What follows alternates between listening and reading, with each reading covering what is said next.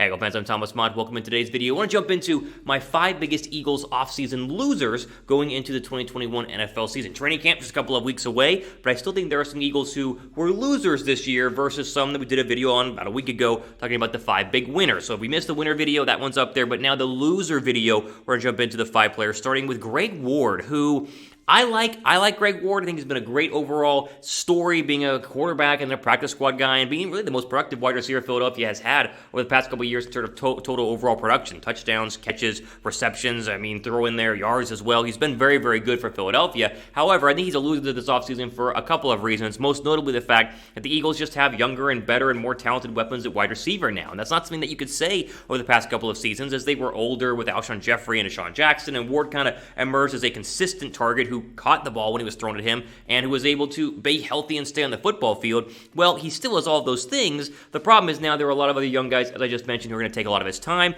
and then you see Greg Ward taking a big-time dip in terms of overall time on the football field. Again, I'm not saying that Greg Ward is some world beater the past couple of years, but in terms of Eagle wide receivers, he's been one of the better ones, because there have been a lot of good Eagle wide receivers. So 29 targets last year, 53 catches, 419 yards, and 6 touchdowns. Again, nothing to go ahead and write home about, but it was a lot better than what the majority of Eagle wide receivers were able to do during an entire 16-game season, and I think he can still give you similar numbers this year, but as you pull up the Eagle depth chart, there's just too many guys that you think are going to have a better season. Obviously, Devontae Smith, obviously Jalen Reagor, and then you throw in Travis Fulgham. I think the emergence of Travis Fulgham is going to be the worst thing that's happened to Greg Ward, because Fulgham's a bigger target, he's a better overall athlete, and really should get a lot more playing time than Greg Ward if he can earn it. Now, that's the key factor here, right? I'm not just going to go ahead and give Devontae Smith and give Jalen Reagor and give Travis Fulgham, maybe give John Hightower reps over Greg Ward. It's going to be a merit-based, as it always is in the National Football League, competition at wide receiver. The best 3 will play the most snaps, but I do think the best 3 are going to be Smith, Reagor, and Fulgham. Therefore, Ward's going to see a drop in his production, meaning that this offseason is the number one reason why he was a loser, because he didn't do anything wrong. They just got a little bit better with the wide receiver position, which is good for Philadelphia overall, but bad for Greg Ward. Okay, before we get into my next player on this list, grade the Eagles wide receiver core as it currently stands right now. Down below in the comment section, A, B, C, D, or F. I like him as a B+, but I want your guys' thoughts right now. Let's jump into another loser here this year and this offseason. I think Derek Barnett has to be towards the top of the list, because Barnett really didn't have anything go his way this offseason. One, Philadelphia, of course, is not going to go ahead and exercise. Well, they exercise his 5th-year option, but they're looking like they're not going to go ahead and re-sign him, as he's going to play out the final year of his deal in a contract year, which, if he plays poorly, he's going to get less money. It's how contract years overall work. But I also think Philadelphia likes Josh Sweat a lot more than people realize, and they also signed Ryan Kerrigan this offseason. And so even though Philadelphia will play rotational defensive end games this year, as they say, they're going to rotate everybody in there, I think Barnett's snap count, much like Greg Ward's, is going to go down because there are better players on the roster at the same position. Now, a lot of you like to rip Barnett, and I rip Barnett as well. He didn't have a terrible 2020. 5.5 sacks is not bad. Throwing in the fact that Sweat had 6.5, that's why Philadelphia is one of the best sack teams in the National Football League. But Barnett, again, not living up to the hype. And Philadelphia's going to pay him $10 million this year on his final year of his deal, which is a lot for 5.5 sacks. That's it's $2 million a sack overall, if you do the math in terms of the overall production there by Derek Barnett. Very similar, again, to Greg Ward's how these lists work. There's just better options at the position. I think Josh Sweat's going to be a starter at the one defensive end. Obviously, Brandon Graham at the other side of things. And then you're going to have Barnett and Kerrigan kind of fighting for the other 2 backup spots. And now they're going to mix everybody in there. I don't know that Kerrigan's going to play 50% of the snaps. He played 30% of the snaps in Washington last year. But it still is going to be an open competition. And if Barnett continues to struggle, as he's done the past couple of seasons, leading up past his 2017 year, then you could see Sweat get a lot more snaps. You'd see Kerrigan get mixed in there. And Barnett, by default, has a down year, which again is going to be bad for him because he's going to be entering a contract year where he needs to play very well in order to get another big deal. So I think Barnett's going to be number 2 here on the list in terms of my 5 biggest losers this offseason. We'll throw him up here right behind Greg Ward. Okay, who has more sacks in 2021? What do you guys think about this one? Who has more sacks in 2021, Sweat or Barnett? Sweat had 1 more last year, but both, I think, competing for that other defensive end spot opposite of Brandon Graham. Give me your thoughts down below on who has more sacks in 2021.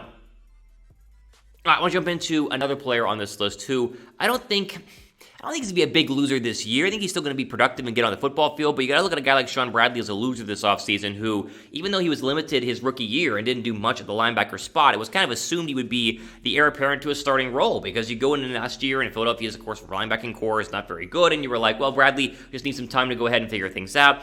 Well, the Eagles not only went out and signed Eric Wilson, who will be a starter at linebacker, we also saw the emergence of Alex Singleton and TJ Edwards last year, and so only 3 linebackers on the football field really at one time. Shaun Bradley's playing playing time, I think, is going to continue to stay low. Therefore, he's a loser and not able to actually get out on the football field. Now, if Singleton were to struggle, and again, I thought he was really good the latter half of the year, if Edwards were to struggle, or if there was an injury, right, to the linebacker depth chart, then Bradley, I think, does bump up ahead of Taylor and ahead of John Avery, who's switching over from defensive end. I think Bradley is the number 4 linebacker on this depth chart, but still, you're going to play 3 at a time, sometimes even 2 guys at a time if you're in a nickel, or 1 at a time if you're in a dime package, right, overall, to get extra cornerbacks out there, which we'll talk about in a second. But I think that right now, Bradley's offseason, hopefully he's getting better, and I think he's going to eventually turn out to be a pretty good player in the National Football League, but I think the reps are going to be low again because Philadelphia did a good job of addressing what was a very weak position group in the linebacking core. It's gotten a lot better, and therefore Bradley gets pushed down the bench a little bit further, and therefore he is a loser this offseason.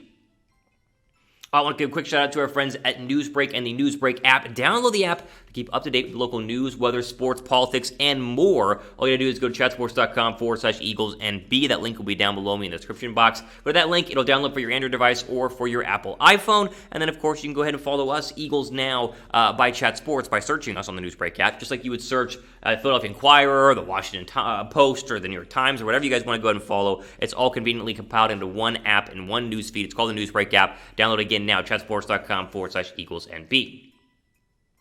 All right, a couple more players here on my list of losers, and I think you guys need to hear me out on the next 2 because they're going to be a little controversial, but I think I'm right on these. I think Darius Slay is a loser this offseason. Not because Darius Slay isn't going to play or Darius Slay got worse. No, Slay's still great. I think he's going to be one of the better cornerbacks in the league. He's one of the best cornerbacks Philadelphia has had in a long time. He's a loser, though, because the Eagles didn't do much to help him. Now, currently, Slay is actively recruiting a guy like the free agent cornerback Steven Nelson, who's still a free agent as of filming this video. He might not be in the future, who knows. But Philadelphia, again, maybe can bring him in, which would help a lot. But right now, you're looking at an Eagle wide receiver cornerback core that just doesn't have a lot. Like, they have a huge hole at cornerback number 2. We talked about that a lot, and I think that's going to negatively impact Darius Slay if they don't make another move or if there's no emergence of a guy like Zach McPherson. Now, the couple of things here in terms of overall thoughts on the cornerback depth chart. We've shown this to you guys a million times, but still one more time. I think McPherson starts at that number 2 spot. I think Maddox is the slot guy, the nickel guy. He's been better at that over his career, and he was really bad on the outside last season. Now, that means, though, that all the really good wide receivers that Philadelphia will play twice in the NFC East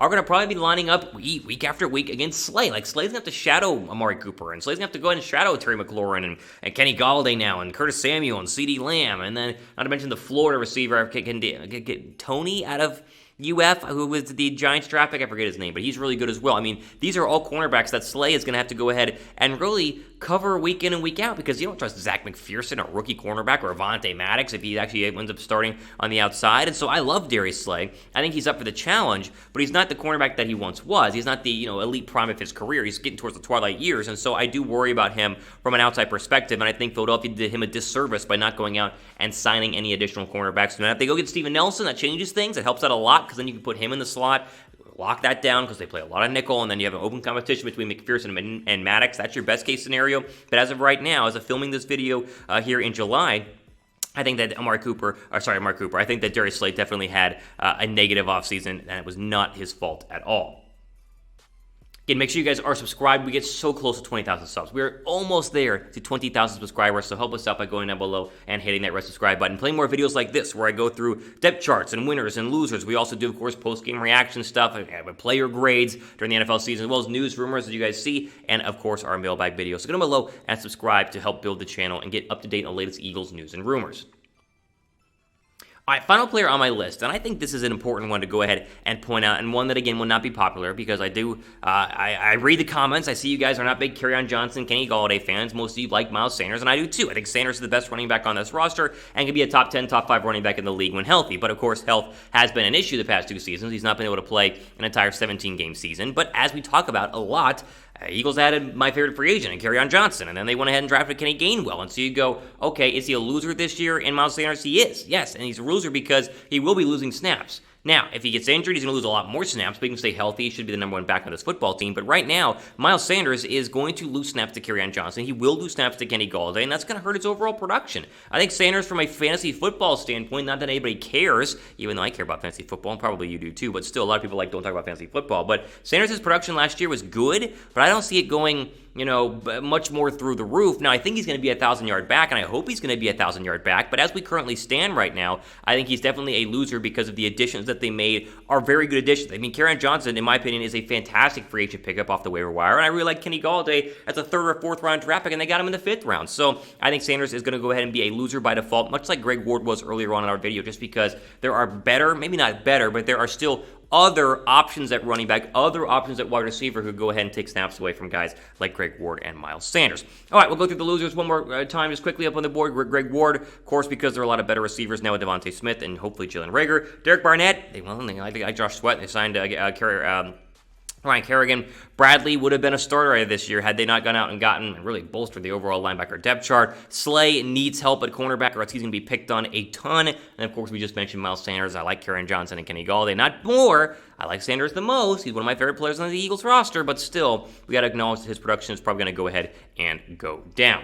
Okay, we'll end on this. Who was the biggest offseason loser in Philadelphia? What do you guys think? Biggest offseason loser out of the 5 I listed? Is there somebody else? Let me know what you guys think down below in the comment section. Ultimate Word of the Day here on Philadelphia Eagles Now. Again, I'm your host, Thomas Mott. Make sure you guys are subscribed. We got plenty more videos coming up, including a mailbag video in the next couple of days. So again, subscribe down below in order to be up to date on the latest Eagle news and rumors. Again, I'm Thomas Mott, signing off the rest of your day.